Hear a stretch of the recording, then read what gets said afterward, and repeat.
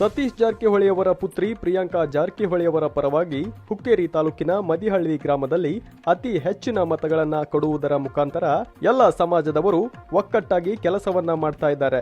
ಅದೇ ರೀತಿಯಾಗಿ Muslim, SC/ST ಹಾಗೂ ಕುರುಬರು ಅತಿ ಹೆಚ್ಚು ಮತವನ್ನ ನೀಡಿದ್ದಾರೆ.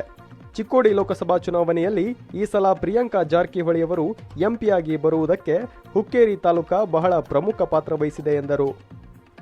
ಇದೇ ಸಂದರ್ಭದಲ್ಲಿ ಮಲ್ಲಿಕಾರ್ಜುನ್ ಪತ್ತಾರ್, ಸತೀಶ್ ಮನ್ನಿಕೇರಿ, ಡಾಕ್ಟರ್ ಹೊಸ್ಮನಿ, ಬಹುರಾಜ್ ಪಾಂಡ್ರೆ ಮತ್ತಿತರರು ಉಪಸ್ಥಿತರಿದ್ದರು.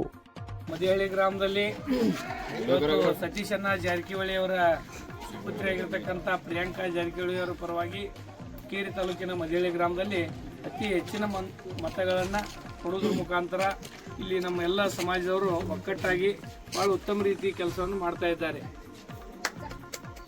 ಪ್ರಿಯಾಂಕಾ ಅಕ್ಕವರಿಗೆ ಜಯವಾಗಲಿ, ಕಾಂಗ್ರೆಸ್ಗೆ ಜಯವಾಗಲಿ, ರಾಹುಲ್ ಜಾರಕಿಹೊಳಿಗೆ ಜಯವಾಗಲಿ, ಸಿದ್ದರಾಮಯ್ಯಗೆ ಜಯವಾಗಲಿ, DK ಶಿವಕುಮಾರ್ ಅವರಿಗೆ ಜಯವಾಗಲಿ, ಸತೀಶಣ್ಣ ಜಾರಕಿಹೊಳಿಗೆ ಜಯವಾಗಲಿ.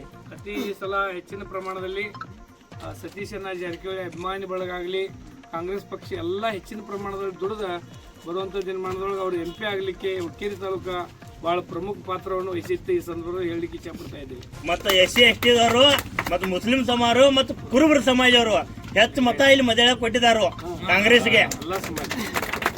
ಎಲ್ಲ ಸಮಾಜ ಒಳಗೊಂಡು ಹೆಚ್ಚಿನ ಪ್ರಮಾಣದಲ್ಲಿ ಕೊಟ್ಟಿದೆ. ಸಿದ್ದರಾಮಯ್ಯ ಠಗರ್ಕಿ.